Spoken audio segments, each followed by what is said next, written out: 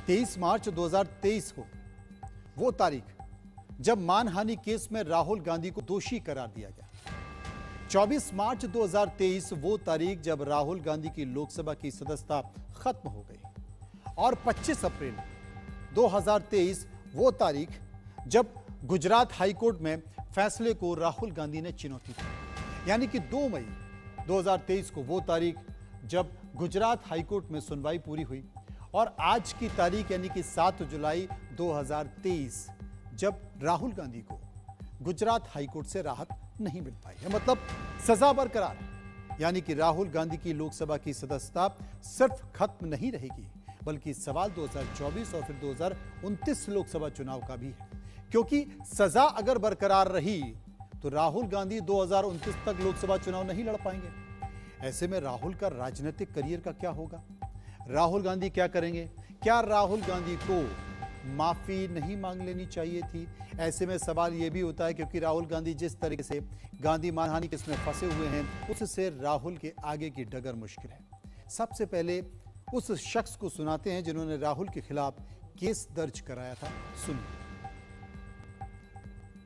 गांधी ने सभी चोरों का उपनाम मोदी क्यों, ऐसी कई अपमानजनक बात हमारे समाज में की थी।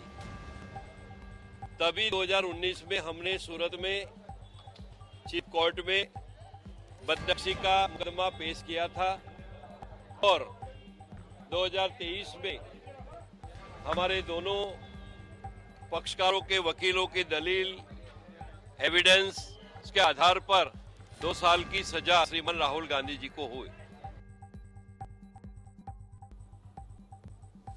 अब सवाल यह है कि राहुल गांधी की सजा अगर बरकरार रही तो क्या होगा? एक बार ग्राफिक के जरिए आपको समझाते हैं। असल में 2024 लोकसभा चुनाव नहीं लड़ पाएंगे राहुल गांधी, ये एक बड़ा संकेत है। 2029 लोकसभा चुनाव लड़ना भी संभव नहीं होगा। 8 साल तक चुनाव नहीं लड़ पाएंगे राहुल गांधी क्योंकि वो नियम है, वो प्रावधान है। अब राहुल गांधी का सियासी भविष्य क्या होगा? क्या वो खतरे में होगा? क्योंकि पटना की रैली को याद कीजिए। पटना में जब विपक्षी पार्टियों की बैठक हुई थी तो लालू प्रसाद यादव ने कहा था कि राहुल जी तैयारी कीजिए, शादी कर लीजिए, हम बारात के लिए तैयार हैं। लेकिन अगर उसे सांकेतिक राजनीतिक बारात भी समझो तो बारात कैसे निकलेगी? आप तो चुनाव ही नहीं लड़ सकते। वहीं मानहानि केस में राहुल गांधी को गुजरात हाईकोर्ट से झटका लगने पर बीजेपी नेता रविशंकर प्रसाद ने कांग्रेस को आड़े हाथों लिया। रविशंकर प्रसाद ने कहा कि कांग्रेस राहुल गांधी को नियंत्रित क्यों नहीं कर सकती? राहुल को बोलने की ट्रेनिंग क्यों नहीं देती कांग्रेस? सुनिए। राहुल गांधी 2019 के चुनाव में एक टिप्पणी की थी कि सारे चोरों के सरनेम मोदी क्यों होते हैं। आपको पता है कि मोदी सरनेम अधिकांश पिछड़े और अति पिछड़ी जातियों का होता है देश भर में, और यह घोर रूप से आपत्तिजनक टिप्पणी थी। कायदे के मुताबिक उनको माफी मांगना चाहिए था कि स्लिप ऑफ टंग हो गया, लेकिन माफी मांगना तो उनकी फितरत में नहीं है। पहली बात हमें पूछनी है कांग्रेस पार्टी से, आज आप राहुल गांधी को कंट्रोल क्यों नहीं कर सकते? उनको ठीक ठाक बोलने की ट्रेनिंग क्यों नहीं दे सकते? आपके नेता है ना वो। अगर इसी ओबीसी मामले में वो माफी मांग लिए होते तो मामला खत्म हो गया। और याद करिए, सूरत के ट्रायल कोर्ट ने उनसे कहा कि आप माफी मांगेंगे, उन्होंने माफी मांगने का अवसर भी दिया था। तो उनकी टिप्पणी क्या है? I am not Savarkar that I will apologise. एक महान देशभक्त वीर सावरकर जिसने 11 साल अंडमान में गुजारे, उसके बारे में कितनी नफरत है उनके दिल में, ये समझिए आप। तो सावरकर के पोते ने भी एक केस किया है। वीर सावरकर को उन्होंने विदेश में भी अपमानित किया। तो अपमानित करना, बेइज्जत करना, एब्यूज करना राहुल गांधी की फितरत है। सवाल अगर बीजेपी ने खड़े किए हैं तो जवाब कांग्रेस का भी आएगा। और वो जवाब दिया अलका लांबा ने। सुनिए। ये जो सदस्यता गई है, लोग इसको कह रहे हैं कि ये एक सेटबैक है, आप हाउस में वापस नहीं जा पाएंगे, कोर्ट से आपको रिलीफ नहीं मिला। बिल्कुल बिल्कुल सेटबैक नहीं है। हमें मालूम है ये लड़ाई हमारी लंबी है। श्री राहुल गांधी जी नहीं, ये देश के संविधान और लोकतंत्र को बचाने की लड़ाई है। कब ये कार्रवाई होती है? जब राहुल गांधी जी संसद में पूछते हैं कि अडानी की कंपनियों में, फर्जी शेल कंपनियों में 20,000 करोड़ किसका है, और उस पर जेपीसी की मांग करते हैं। उसके बाद उनकी आवाज को खामोश करने के लिए हर तौर तरीके अपनाए गए हैं। लेकिन हम इस लड़ाई को, मैं आपको फिर कहूंगी, 3 बजे इंतजार करिए। कांग्रेस के वरिष्ठ नेता अभिषेक मनु सिंघवी जी की प्रेस कॉन्फ्रेंस हो रही है। कांग्रेस की आगे की रूपरेखा क्या होगी? सुप्रीम कोर्ट का एक रास्ता अभी भी खुला है। बिल्कुल खुला। लोकतंत्र है ना, आजादी है हम सबको अपनी लड़ाई को अंत तक लड़ने की। और बहुत सी लड़ाइयां निचली अदालतों में जो लोग हारे हैं, वो सुप्रीम कोर्ट में जाकर जीत भी उन्होंने हासिल की है। बहुत से ऐसे उदाहरण। एक बात और, क्योंकि राहुल गांधी विपक्ष के नेता भी हैं, विपक्षी मीटिंग्स में भी जाते हैं, आपको ये लगता है कि अगर हाउस के अंदर नहीं होते तो उसका एक फर्क पड़ता है, पॉलिटिकल फर्क पड़ता है? नहीं, बीजेपी का उनकी सदस्यता रद्द करने के पीछे यही था कि शायद ये जो लड़ाई है लोकतंत्र की कमजोर होगी। लेकिन राहुल गांधी जी उसके बाद जिस तरह से देश और विदेशों में, मैं कह रही हूँ, जो हमारे लोग हैं, एनआरआईज हैं, देश में गए, मणिपुर जाकर आते हैं, ना विधायक है, ना सांसद है, ना संवैधानिक पद पर है, पर वो मणिपुर जाते हैं, वहां के गवर्नर को मिलते हैं और वहां के जो राहत कैंप में लोगों की हालत है उसे देश के सामने लाते हैं। आज अमेरिका के राजदूत भी जो है कह रहे हैं मणिपुर में हमें बताइए हम क्या कर सकते हैं। देश चीख चीख कर आपसे बात कर रहा है, मोदी जी मौन अपना तोड़िए, मणिपुर की आग देखिए, आप महंगाई देख लीजिए, बेरोजगारी देख लीजिए, लेकिन मोदी जी अपने प्रचार और प्रसार में पूरी तरह व्यस्त बहुत शुक्रिया अलका लांबा साहब हमारे साथ। और ये वहां का माहौल है, आपको दिखा रहे हैं, ये जो लीडर्स हैं वो आपको चारों तरफ दिखाई पड़ेंगे। जो दिल्ली के लीडर्स हैं वो भी यहाँ पर पहुंच चुके हैं। लगातार राहुल गांधी के पक्ष में नारेबाजी हो रही है। तो इस वक्त जो कांग्रेस कार्यकर्ता है, आप कह सकते हैं धीरे धीरे कांग्रेस कार्यालय की तरफ बढ़ रहा है। यहाँ पर नारेबाजी हो रही है, लीडर्स का नाम जाकी है। अलका लांबा जी ने बताया कि कानूनी पहलू क्या है, उस पर अभिषेक मनु सिंघवी ब्रीफ करेंगे। लेकिन फिलहाल ये ताजा तस्वीरें हैं 24 अकबर रोड की। वहीं कांग्रेस के राज्यसभा सांसद इमरान प्रतापगढ़ी ने राहुल गांधी पर गुजरात हाईकोर्ट के फैसले पर भी कहा है कुछ, वो सुनिए। राहुल गांधी को गुजरात हाईकोर्ट से राहत नहीं मिली, यानी उनकी सदस्यता अभी फिलहाल बहाल नहीं होगी। हमारे साथ बातचीत करने के लिए कांग्रेस के राज्यसभा सांसद इमरान प्रतापगढ़ी साहब हैं। साहब, ये जो वक्तव्य था ये सिर्फ एक लाइन पे खत्म हो जाता और सदस्यता भी रहती, मुकदमा भी नहीं होता कि आप माफी मांगे। माफी नहीं मांगी, आज भी कोर्ट से कोई रिलीफ नहीं मिला है। मैक्सिमम पनिशमेंट 2 साल की होती है, 2 साल अभी भी रहेगी।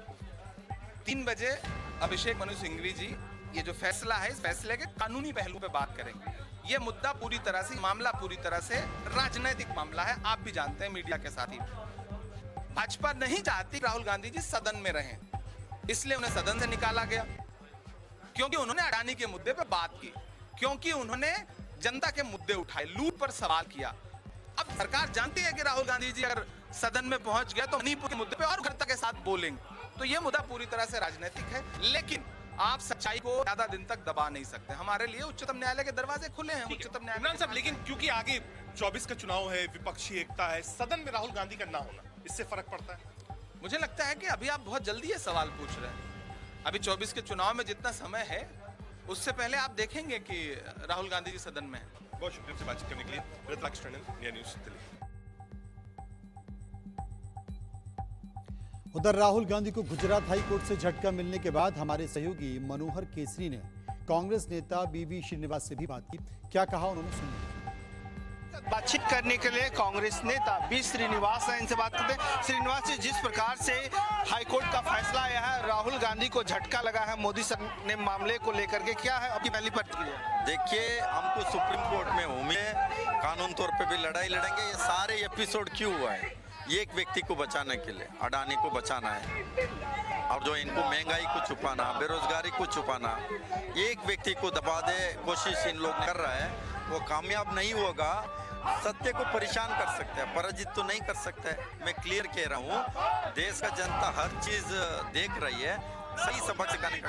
इसमें सुप्रीम कोर्ट का फैसला आया था, हाई कोर्ट में आप लोगों ने उम्मीद लगाई थी, लेकिन वहां से भी झटका मिला, तो इसमें अडानी कहां से आ गए? सुप्रीम कोर्ट के ऊपर हमको पूरा विश्वास है। ये सारे एपिसोड कहां से स्टार्ट हुआ, कारण क्या है, मूल कारण?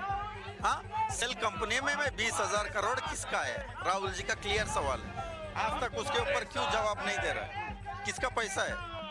आप लोग जो है, पैसा किसका है बोलो ना, वो क्यों नहीं बोल रहे? का जो IT सेल है, व्हाट्सएप यूनिवर्सिटी है, तो देश का जनता अभी कर्नाटक में इनको सबक सिखा। तो पूरा देश में इनको मतलब सुप्रीम कोर्ट का दरवाजा आप लोग खटखटाएंगे? सर, हम सुप्रीम कोर्ट में पूरा विश्वास है, हम लड़ाई लड़ेंगे। चलो, इस तरह से बी श्रीनिवास का ये कहना है कि इन्होंने पूरी तरह से मोदी सरकार पर हमला बोला है और कहा है कि सुप्रीम कोर्ट से पूरी उम्मीद है और वहां पर हम लड़ाई जीतेंगे। कैमरा पर्सन आकाश के साथ मनोहर केसरी, इंडिया न्यूज, दिल्ली। एक और चेहरा है और वो चेहरा है राजस्थान कांग्रेस के प्रभारी सुखजिंदर सिंह रंधावा का। उन्होंने भी कुछ कहा, वो भी सुन लीजिए। तौर पर एक सेटबैक है क्योंकि राहुल गांधी सदस्यता बहाल नहीं हो रही है। अभी मॉनसून सेशन शुरू होगा, विंटर सेशन है। राहुल गांधी ऐसे लीडर है जो औहदे को नहीं देखता। आपने देखा नहीं, सोनिया जी को कहा, उन्होंने कहा नहीं मैं नहीं बनूंगी, ये बनेंगे। राहुल जी ने कहा नहीं, सुप्रीम कोर्ट का एक रास्ता बचता है।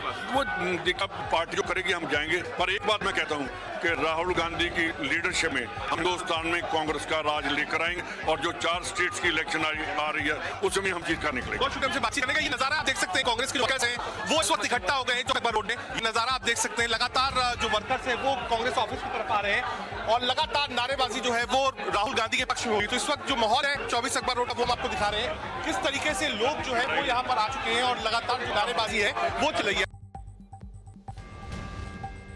उम्मीद नहीं थी, लेकिन कांग्रेस नेता राहुल गांधी को गुजरात हाईकोर्ट से जोर का झटका लगा है। मोदी सर ने मामले पर कोर्ट ने सजा पर रोक के लिए राहुल गांधी की ओर से दायर याचिका को खारिज कर दिया है। फैसले के बाद कांग्रेस की ओर से अभिषेक मनु सिंघवी ने एक प्रेस कॉन्फ्रेंस की और प्रेस कॉन्फ्रेंस में हाईकोर्ट के फैसले में खामियां क्या हैं ये बताएं, सुनिए। मैंने पहले जो 2-3 बार आपके समक्ष वार्ता की, मार्च में भी और अप्रैल में भी इसी विषय में, तो मैंने आपको बताया था कि किस प्रकार एक पूरे समुदाय को, जो बेढब है, अपरिभाषित है समुदाय, उसके बारे में मानहानि प्रमाणित करना करीब करीब असंभव है। हमने ये सीधा प्रश्न उस प्रेस वार्ता में 3 बार आपके समक्ष रखा और दोनों कोर्ट्स में, उच्च न्यायालय में और निचले कोर्ट में भी कहा, एक सरल प्रश्न कि जो ये याचक हैं, शिकायत करता है, वो खुद कैसे मानहानि के शिकार हुए, ये कृपया बताया जाए। आज तक इस प्रश्न का उत्तर आज वाले निर्णय को मिलाकर अभी तक नहीं आया है। तो साफ तौर पर देखा कि तमाम सारी खामियों को गिनाने की कोशिश की, लेकिन गुजरात हाईकोर्ट से झटके के बाद अब सवाल ये है कि राहुल गांधी के पास विकल्प क्या है, वो विकल्प क्या हो सकते हैं। उन विकल्पों पर चर्चा हो रही है और उन्हीं विकल्पों में क्या कुछ बचा हुआ है। ग्राफिक सेंटर के जरिए मैं आपको ये बताने की कोशिश करता हूं कि आखिर क्या विकल्प बचते हैं और उन विकल्प के जरिए वो चीजें सामने दिखाई देती हैं। पहला विकल्प क्या है, मैं आपको ग्राफिक के जरिए बताता हूं और ग्राफिक के जरिए आपको बताऊंगा तो आपको समझ में आ जाएगा कि पहला आखिर विकल्प है क्या।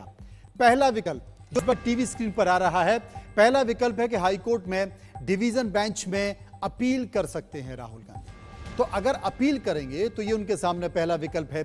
दूसरा विकल्प क्या है कि वो सुप्रीम कोर्ट में अपील कर सकते हैं, वहां से उनको राहत मिल सकती है, लेकिन ये कोर्ट के ऊपर है। ये दूसरा विकल्प है। और तीसरा विकल्प क्या है, तीसरा विकल्प यह है जो हर राजनीतिक पार्टी के राजनेता करते हैं, वो जनता की अदालत में जाते हैं और जनता की अदालत में जाकर वो जनता के समक्ष खड़े होकर विक्टिम कार्ड अपने सामने रखते हैं, यानी कि वो ये बताने की कोशिश करें कि उनके साथ अन्याय हो रहा है, उनके साथ गलत हो रहा है और ये जानबूझकर किया जा रहा है, जिसका जिक्र अभिषेक मनु सिंघवी भी कर रहे थे। तो कुल मिलाकर ये तमाम सारी चीजें हैं, विकल्प हैं, जिसको मैं बता रहा था कि क्या क्या विकल्प हो सकते हैं। लेकिन इन सब के बीच गुजरात हाईकोर्ट से राहुल गांधी की याचिका खारिज होने के बाद बिहार कांग्रेस की तरफ से पटना के इनकम टैक्स चौराहे पर प्रदर्शन किया गया, जिसमें बिहार के कांग्रेस नेताओं के साथ पूर्व प्रदेश अध्यक्ष मदन मोहन झा ने भी कहा कि जनाब, लोकतंत्र की हत्या हो रही है। सुनिए। राहुल गांधी की याचिका गुजरात हाईकोर्ट में खारिज होने के बाद कांग्रेस के तमाम नेता पटना में मार्च कर रहे हैं और हमारे साथ है कांग्रेस के पूर्व अध्यक्ष मदन मोहन झा हैं। सर, आज आप लोग जो है मार्च कर रहे हैं। हम लोग मर्माहत हैं, जो कोर्ट का डिसीजन हुआ उससे दुखी हैं और हम लोग आगे जो सुप्रीम कोर्ट का मामला है, हमारा न्यायिक प्रतिक्रिया एक अलग होती है, हम लोग उसमें भी जाएंगे और पूरी उम्मीद है जो हम लोग को वहाँ से न्याय मिलेगा।